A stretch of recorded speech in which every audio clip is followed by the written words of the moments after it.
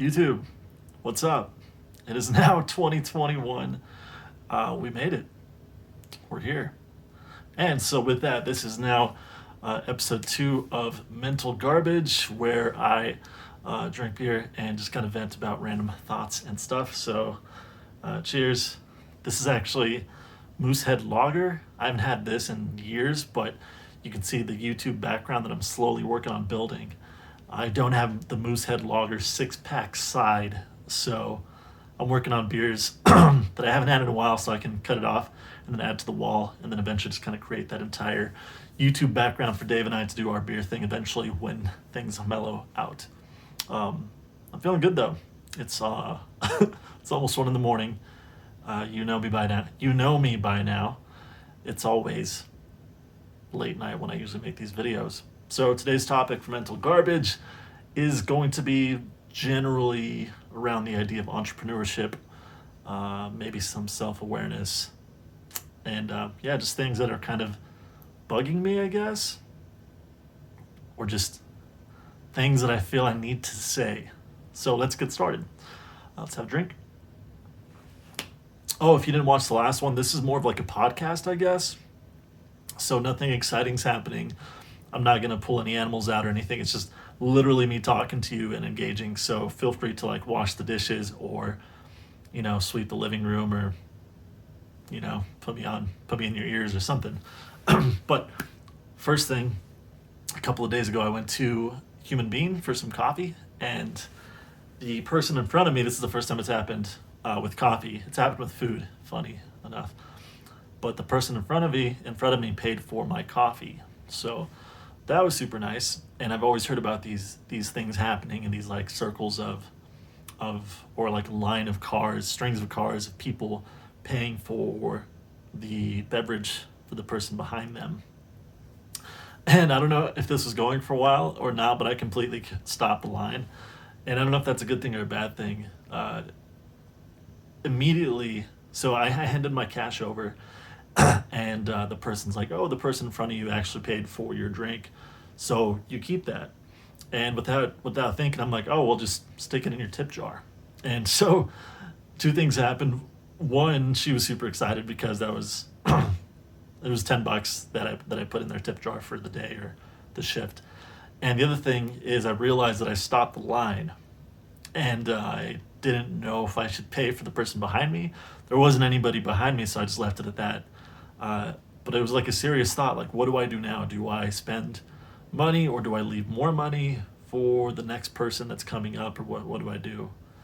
And I was just thinking, like, here are these people, these mostly students, I think, that are working in a small confined space, multiple people during COVID, and wearing masks and abiding by all the rules, and they're stuck there in this little room for hours and hours on end. And they get, maybe, I don't know how often it happens, but they get these lines of people paying for other people. Now, me going in the drive-thru and getting this coffee and all the people in the line, like, clearly we're doing well enough to be able to afford a $5 to $10 coffee, maybe a little less. I don't know. Mine's like 604 is what mine is. But I don't know who benefits the most. Is it the people, the good energy kind of moving from one place to the next? Was it better that I left the tip for the people in there, for the people working, because clearly they have a job, they need to be making money? Like, does it benefit them more? I don't know. It was kind of like a little dilemma that I played out in my head. But I liked how I responded, and I think that if that does happen to me in the future, I'll probably do the same thing. Kind of similar to like the punch cards that you get at whatever restaurant or coffee shops. Anytime I get that 11th free, whatever it is, instead of not paying, I pay the full amount, but I put it in their tip jar or pay it towards whoever's working. I figured I was going to spend the money anyway on the food or the drink, so it's budgeted, I guess, in my head, so I just pass it forward. So, and I've done that for, a long time. I used to go to Big City Burrito all the time, and they had those punch cards, and every time it was for a burrito, I'd just like, hey, here's another $7 for you for the tip, whatever. So, next topic. And this is the one that I kind of really been curious about. So not many people watch this. Most people probably stopped watching this based on analytics. Uh, but if you're watching, I don't know, let me know what you think. So mom and pop shops right now during COVID, I keep seeing people post in my Facebook, specifically in my Facebook friend group, which is over 1,000. I mean, I don't talk to most of them, obviously, but you see a lot of trends happening when you're friends with that many people. And there's a lot of people sharing this image or images of themselves or other people going to Walmart or I guess it's mostly Walmart, but like Walmart or Sprouts, or just these large retail gatherings, environments, and they post a picture of it being filled up. And this is mostly people in retail that have their own business during 2020, now 2021, that are struggling. But they post this image like, can you believe this? There's all these people out here and we're struggling and we're trying to make ends meet. And yet these people are out here spending money at Walmart and blah, blah, blah, blah. And so this is kind of twofold. One, why are you there personally? Like, obviously, if it bugs you, you shouldn't feed into it. The other thing is the idea of mom and pop shops. This is a question to anybody who says support mom and pop shops. Who are they? Where are they? Like, as a consumer myself, where should I be shopping and who should I be shopping with? So for my basic grocery needs, where do you suggest in Greeley, Colorado I go? Now, the only mom and pop shops that I can think of like that are actually just like the local Mexican markets, as far as I know. And I could be wrong, I could just be ignorant. There's an entire other world of Greeley that I don't understand, I guess. But I don't know where else I would shop that would support the local mom and pop shop places. So there's the farmers market, if you're local, on the 1st and the 3rd of every month, or I guess during wintertime, the 1st and 3rd of every month, there is a farmers market where local farmers and artisans go to sell their goods. So like, that's something you can go wake up early and support them directly. That's probably the best thing I can think of personally to support your local community and people trying to make something happen. As far as basic grocery needs, I don't know. I don't know where you'd go. Like, which kind of leads me to a follow-up question. The people that this is kind of funny. The people that complained like 20 years ago, 15, 20 years ago, about Walmart and Kmart are ruining and shutting down all these small businesses and mom and pop shops, are the same people ordering on Amazon, and it bugs the shit out of me. Like, how are you going to complain back then or even now? Like, these big retail establishments are shoving out all these small business owners, and yet you're on Amazon. Like, there's people addicted to getting these packages every other day, every day, 2 or 3 times a week, whatever. Like, you're doing it. You're complaining and you're feeding into the same exact thing. There's a lot to unfold there, but if you really care about your local community and you're shopping at Amazon, that's not the way to do it. So the same, in another way, it's the same people that complain about how much money Jeff Bezos has are the same people that are using his services. It doesn't make any sense. Like, I don't know, back up what you say, back up your money, back up your talk. So Jeff Bezos makes a shit ton of money. I completely agree. But also he sells time and convenience, and it goes, I think this is like episode 4 or 5, where I talked about friction. Like, there's little to no friction in that entire process and sphere. It's brilliant, it really is, as far as that business. It's insane how well it works. That's why it's doing as well as it does. So an alternative, which funnily enough relates to the previous topic that I was just ranting about, if you want to support local and help out your community, honestly, one of the best things to help out mom and pop shops and local people is to shop at Walmart. Now, Walmart, again, another huge player all around the US, around the world. They also have their own online platform, of course. And the reason why I say shop there instead of Amazon is because probably you, me, and I mean, scratch Walmart. How about King Soopers? How about Kroger? King Soopers is more Colorado than Walmart. King Soopers at least has like produce from Colorado as much as they can. So let's do better. Scratch Walmart. Go to King Soopers. But the reason why I say this, which is also a big chain, we have friends and family that work at these places. So yes, Jeff Bezos and the big top dogs are making money, but by spending it at the local branch, the local store number, who knows what, in here in Greeley, Northern Colorado, you're putting money directly into Greeley city taxes, Colorado state taxes, and you're also keeping your friends employed at these establishments that need to work there. So it's frustrating. Like, stop with Amazon.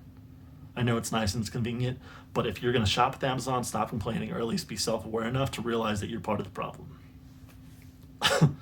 Man, sorry, that was a good one. It's a good night. This is all I've had actually as far as beer. Believe it or not, I'm just in a really good mood, and I feel like ranting. I hope you guys are doing well. I don't even think I asked or said anything at the beginning of the video, but that's kind of part of it. The beard's new. This is 2 months now of growing it out. I'll probably grow it out for another 6 weeks, and then it's going to be complete opposite change. Look forward to that, because that's going to be weird going back to it.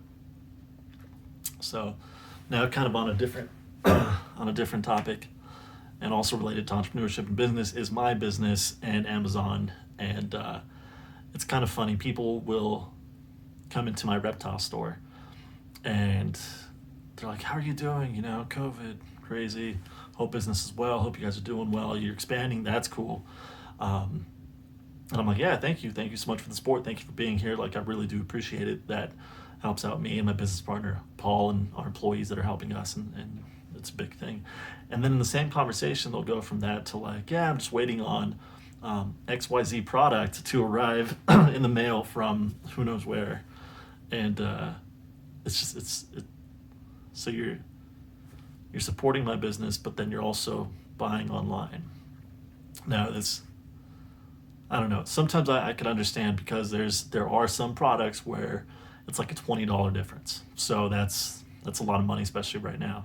I completely understand that.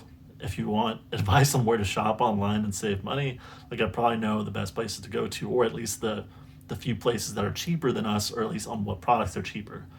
For the most part, like, no joke, I have PetSmart, Petco beat, I think, on everything at this point. Definitely have the other 2 reptile stores in town beat. Definitely have every other reptile shop in Colorado beat on prices. Pretty much across the board. So I think that's one of the things that Paul and I do well, is we get good deals, and instead of being taking advantage of the capitalist society and trying to be these evil capitalists that profit a shit ton off of the everyday person, we grew up poor. We understand that it's difficult to make ends meet. So we try to keep things as low as possible.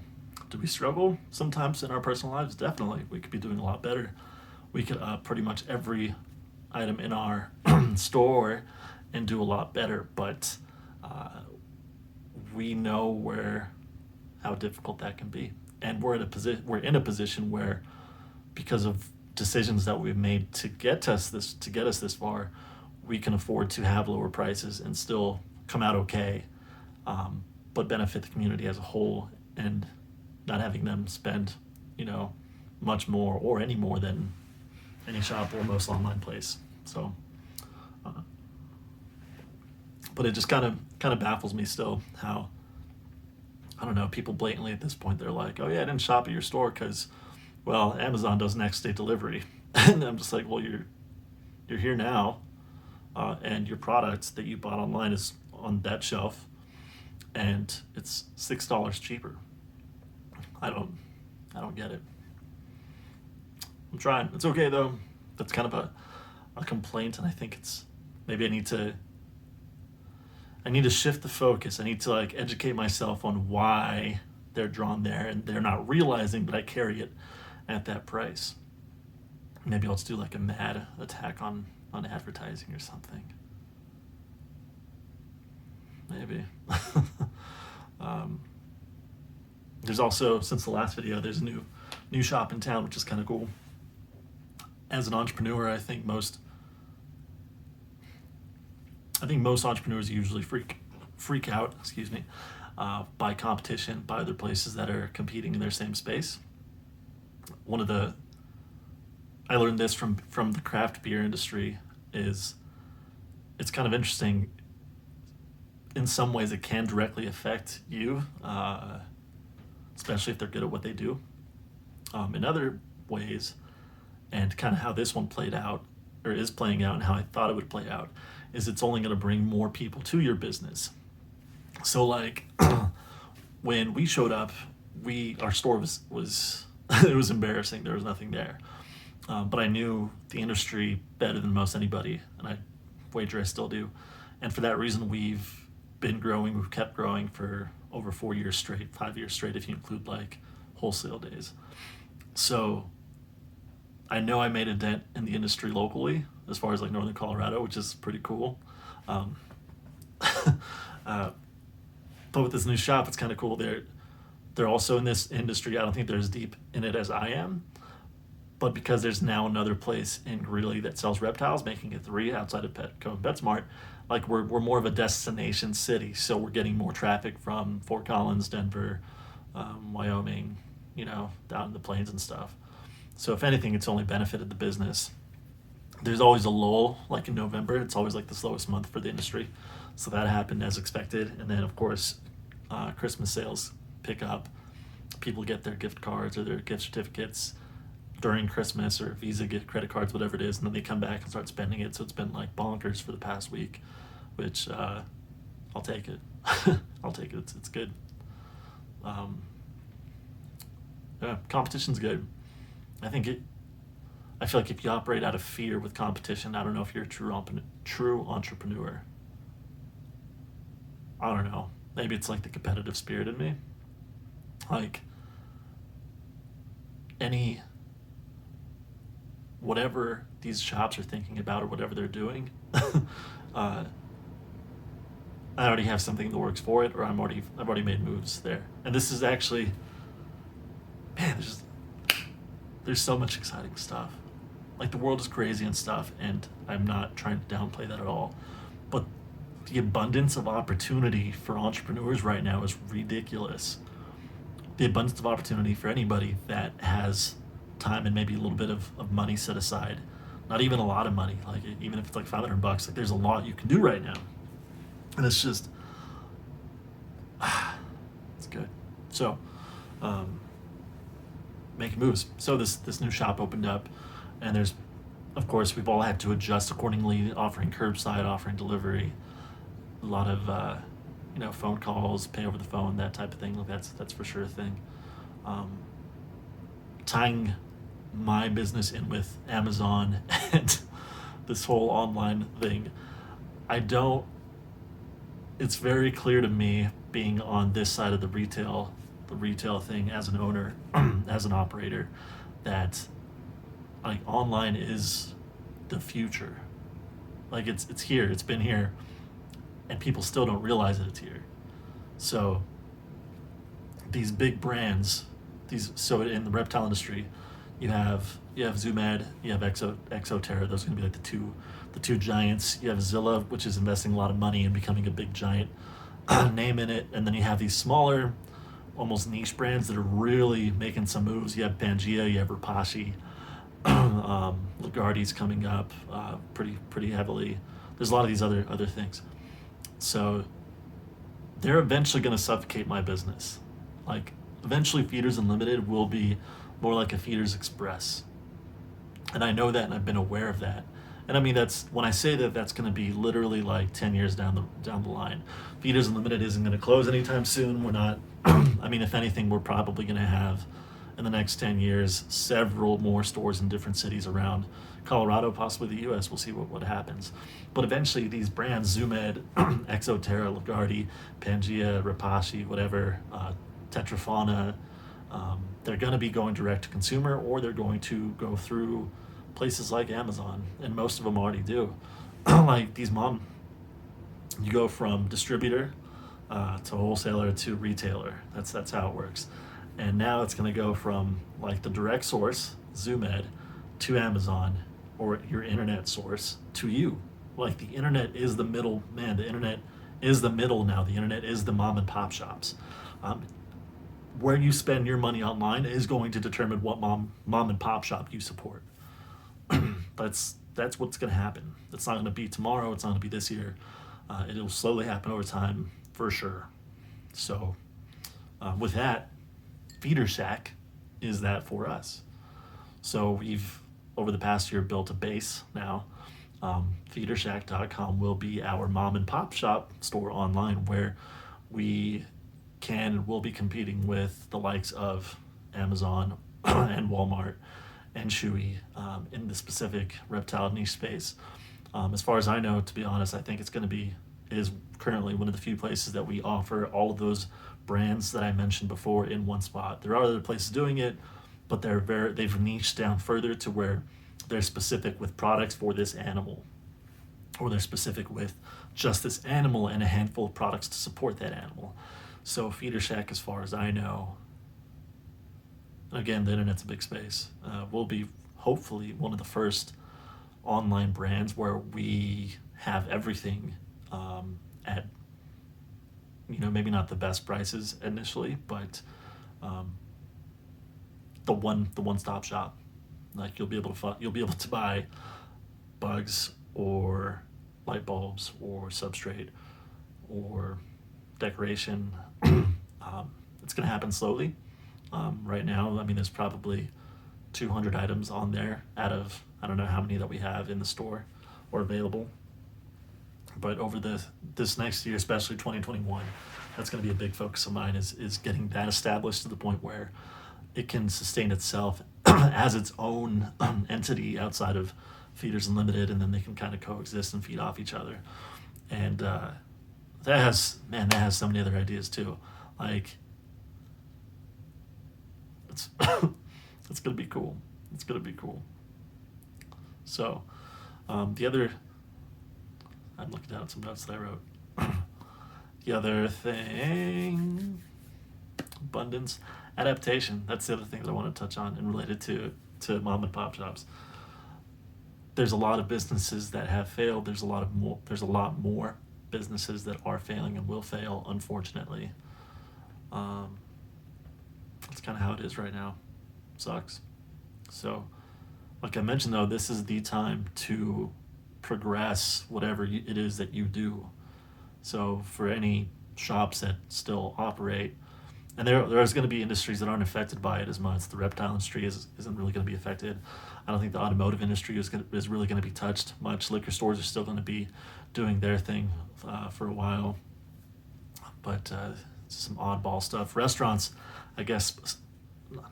restaurants are getting hit really hard right now. And even the craft brewing industry is getting hit pretty hard because of all the restrictions. But this is, I don't know, if you're an entrepreneur, if you're creative, if you have a team, this is the time to innovate. This is the time to adapt and make changes. It's already been playing out for the past, 8-9 months. You're seeing the people that are the best at what they do rise to the top and take advantage. Not to say that they're, booming with success by any means, but they're making it work. And what's cool is it's only laying a foundation for when this does ease up and there's less restrictions, that they're only going to be more successful and be able to employ more people and benefit the public more. It's going to be cool coming out of this. So I don't know, like, how can you help them? I guess support local, eat at your local restaurants if you can afford it. Tip the people that help you. One of the interesting things that I found about 2020 was many employees that were tipped employees actually made more money hourly during lockdown compared to when they were waiting tables. They were less stressed. They just brought your food out to the car, and people that could afford it were leaving fatter tips, and in turn they were actually doing better. It's weird. It's wild, and also makes you wonder, like, if these people can afford that at a time like that, why weren't they helping out then? I don't know, random thoughts. For restaurants downtown, which is a very loud and boisterous group in Greeley, I've had an idea in case anybody watches this or your friends, anybody that watches this. So one of the big complaints, along with like King Supers and Walmart, was, and all these people, it's like you drive by McDonald's or Wendy's or man, what's that place? White Castle opened up in I think Aurora and had like a 13-hour wait, which is insane. But there's these complaints. Why are these people spending money at fast food joints? They should be supporting us and the local community. First off, man, there's a lot. Geez, so much to talk about. Grubhub, Uber Eats, all that stuff. Sometimes the restaurants, and again, do some research. I don't know which one's the best, but do some research on that, because the restaurants do suffer a lot in fees and fines to these companies, these delivery services, in transaction fees, costs, insurance costs. Like, they're not, even though you're ordering from that restaurant, usually they're making less than had you gone direct. A lot of these restaurants that are innovating are offering delivery or curbside services. If you're not doing anything, like Greeley's not a big town, you can drive 15 minutes, which is more than enough time to get to the other side of town from anywhere you're at, and pick it up and leave a tip. Like, that'll support them much more than anything else. There is a local app called Noko Nosh. I haven't used it. I've talked to the guy that started it. He seems super friendly and trying to help out the community, which is dope. But Noko Nosh, I think it's roughly the same as far as fees, but it was created from restaurant owners in northern Colorado. So some of those fees actually do get kicked back, from my understanding, do get kicked back to the investors, which are the owners of local restaurants here in the area. So check that out if you are insistent on doing those type of delivery services, or if you have to, or whatever the situation is. To the restaurant owners, and the idea that I was going to bring up is, why don't I see more of that? Like, there's curbside and stuff, but trying to do more of a creative, either drive-up window system or curbside system, something more appealing. Like, because it is downtown, and downtown really has a lot of history.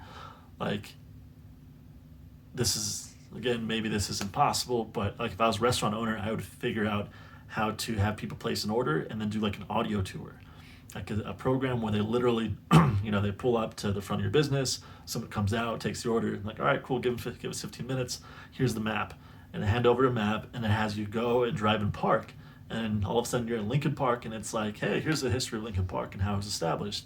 Then you drive to the Greeley Tribune, it's like, hey, here's the Greeley Tribune. Did you realize this is actually an old water heater establishment, and there's tunnels that go to Garden City, blah, blah, blah.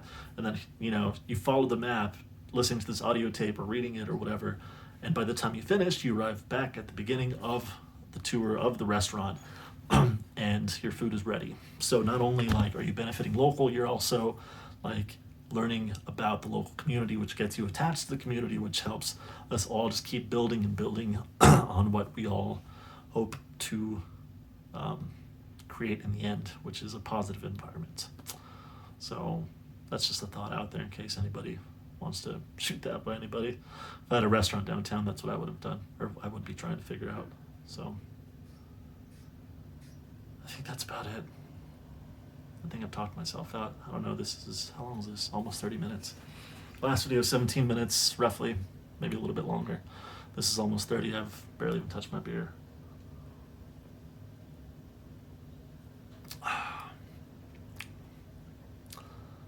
But outside of that, it's been a rough year. I've been pretty much avoiding people. I mean, a lot of you subscribers, I guess, see me regularly because I'm at my shop. But outside of the shop, I haven't really done anything. So that's kind of odd. I mean, I'm an introvert for sure, but I'm at least accustomed to working in social settings, or at least going to social, I guess, outings where I can be more the quiet, observative type, or boisterous if I want to be that. But so it's been a lot of introspective work getting accomplished this year. You can see the beer YouTube wall that I'm working on. So hopefully Dave and I can get on that at some point again. Oh, there's this Patron piñata that I bought. So I don't know if you guys drink tequila, but I figure whenever it is that things are more normal, or we are allowed to, be in more social and friendly environments. I want to fill this thing up with tequila shooters and then have a big like piñata party out in the park somewhere or someone's backyard or whatever. So if you feel like donating to the piñata and you come to my shop, feel free to bring in some shooters of whatever tequila you like, and I'll add it to that thing. There's probably gonna have to be a limit or something because that thing's gonna be heavy for sure. Keg Raiders now back this way. My Keg Raiders back here at my house, so I got to get a keg of something malty. Something's coming up soon. Dave knows what that is, so that's happening. That's my coffee table. I got some frogs for it, which is pretty dope. They're called strawberry blue jean poison dart frogs. They're red with blue legs. And yeah, it's been a lot of weird stuff here at my house. Check this out. All those tubs hold isopods. Isopods are roly-polies, and that's like a trading card industry right now. It's booming. People are in love with roly-polies, and they go up to like $100 to $200 a piece for one little tiny thing. And I have like 50 species that are breeding and reproducing, which is pretty cool. I think I'm at the forefront in the state as far as that goes for retail business. We go through 10 to 20 like cups. We sell them in cups, cultures a week, roughly 10 to 20, I'd say, between online and in store. That's, as far as I know, I think one of the better, probably more than most in the state. I don't know. If you guys have any questions about anything, I guess, retail related, entrepreneurship related, let me know. We can make another Mental Garbage Part 3. Subscribe to the channel. Buy tequila. Or don't. I just like it. Tastes good. And that's going to be a fun party. And let me know what you think about this. So, like I said, here in about 6 weeks, I'll get rid of it, and it's going to be back to normal. But if you liked it, give me a thumbs up. Maybe I'll do it again, no shave November later this year. I don't know. I think that's it. Cheers, guys. Hope y'all are doing well. If there's any way that I can help, please let me know. My industry has been booming. The reptile industry as a whole has been booming. So we've had to suck up a lot of costs because of raising prices, and I think we're one of the few places that haven't raised prices. So we're not like super up here, but I'm doing okay.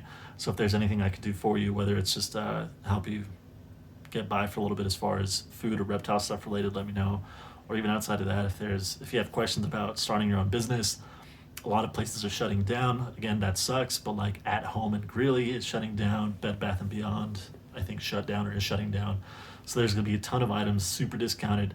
And then the shelving, which doesn't really lose value, is going to be extremely cheap. So if you do have some idea of a business that you want to start, now is the time to buy shelving and racks and, man, literally everything business related as far as holding or presenting an item is going to be super discounted, pennies on the dollar. So if you have any money stashed away and you have ambition to open up a store of some sort, do that. If you have ambition to sell something online, let me know, whether it's creative or physical. I can give you some direction or guidance on what's best, what's working, what's not. And if you don't have time, or if I don't know, if you have time, if you don't have time, I feel like the best thing you can do right now is try to have some type of brand going, or working with some type of brand, whether retail or personal. I don't know. Start talking about what you know, and in the future, what you do know and are knowledgeable about is going to pay off, as long as you know where to look. So, cheers. Subscribe to my channel. Thanks.